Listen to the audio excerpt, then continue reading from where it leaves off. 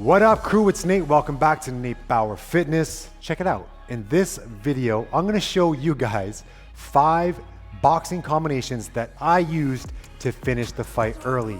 Back in the day, boxing, it was all about me getting into the ring and finishing fights early. I was a knockout puncher, a knockout fighter. I just loved ending fights early.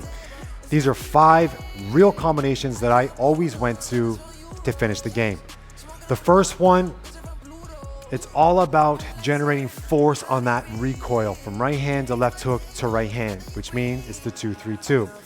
Let's go over it. Now, first of all, most combinations that I threw from the outside, because my advantage was being a long guy fighting at 165 pounds. Most people didn't have my reach. So once I felt my range, so what you're gonna do is on that heavy bag, if you wanna work on this one, find your range first. I want you to visualize you're in the ring. You're blocking, you're slipping, you're throwing out strong jabs. Working different positions, making them think, throwing a couple easy hooks, right hands, making your opponent kind of think twice.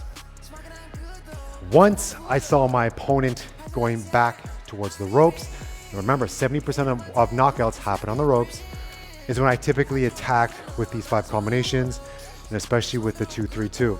So I would set it up first with a double jab, head, body, body, head, and then I would step with the right hand. Now, if the corner was to my right, I would step to my right first and then throw the left hook, and then the right hand to eventually try to put them back into that corner so I can continue to work. So it would look like this: double jab, again jab, step, and back again. Double jab, shift, and let it go. And the idea was to get them into that corner off of that shift, and then if that 2-3-2 didn't work, I went to work. All right, that's the first one, the 2-3-2 with that corner trap. The second combination was all about the 2 to the body. Now, one thing that people didn't expect from a longer guy was to work the inside. But I love to work the inside. But I did it from the outside. So what I did again, remember, it's my advantage, or any long guy's advantage, is to work that jab.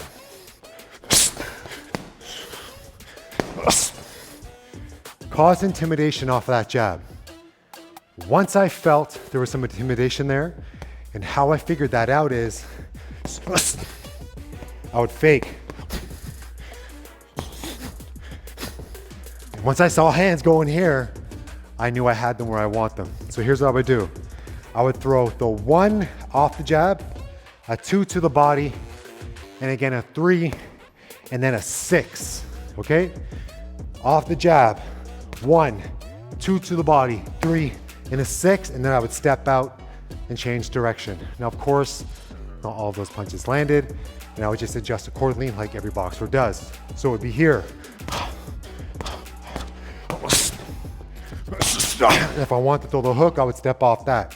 So again, here's how it looks. And you go there. So the left hook came if, for instance, I saw the opening was there, they stayed up tall, or they closed their guard in, and I was allowed to throw more punches. I always finished with that left hook, and then I could throw the jab once again. So the combination again, I'd work it, fake it, make sure they felt intimidated, hands are all over the place.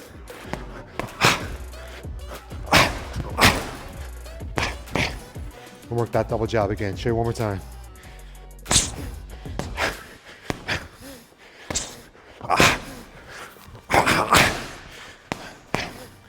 Work that jab again. And if they still allowed me to get in there, I would put in that extra work. Remember, I want to be out of there in the first and second round, all right? Number 3. This was, again, one of those combinations where me typically fighting people shorter than me and with less range that they didn't necessarily like, because it showed that, number 1, I had punching power, And number two, that I like to fight even for short spurts on the inside. Here we go. So as soon as I saw somebody again back up on the ropes, however they got there, doesn't matter. Then what I would do is throw something up top, sink in, make them feel my body, make them work for it. So I'll be really strong in here. You know, sometimes in amateur you can pull the gloves down, get away with some stuff. Then it was a 3, 4, 3, 4, and then a right uppercut and a left hook. And that left hook, I either spun off it again, went to work, or if they're firing back, going into that defensive position, because it's never that easy. You can't just release punches and expect not to get hit, right? So again, on the ropes, the combination would be a jabber cross to get in, even a 3-punch combination. Dig in here, 3, 4, 3, 4, right uppercut, left hook, small step off, so I stay in position, go back into work, and then work with whatever comes after me. So it'll look like this. Again, 70% of knockouts happen on the ropes. This would be on the ropes. Here.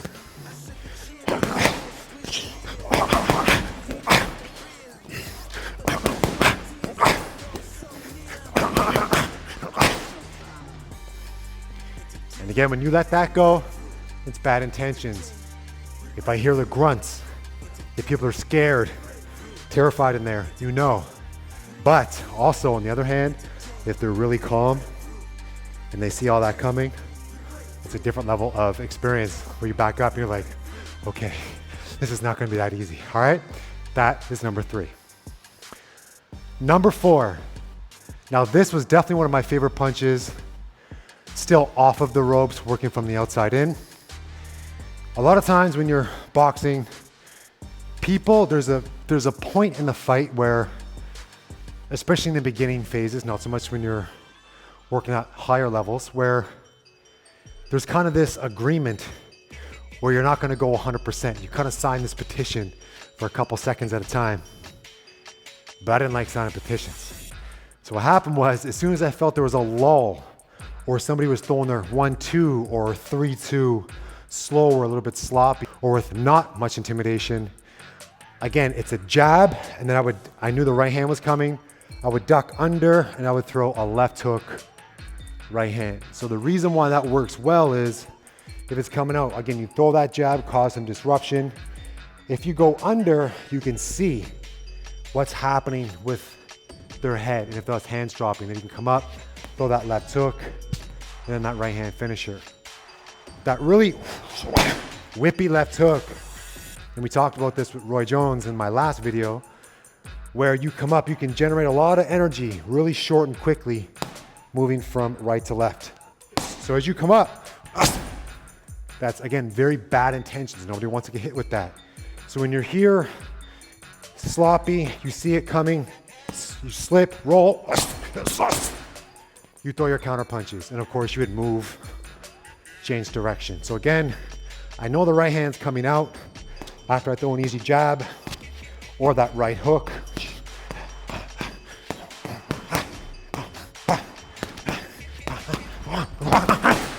And I counter.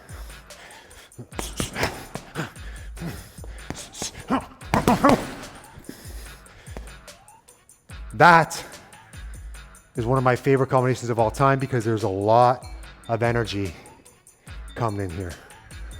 Boom! And typically when you come from underneath and you land a flush left hook, it's over. The last one is what I used to do off of the ropes. So it's switched.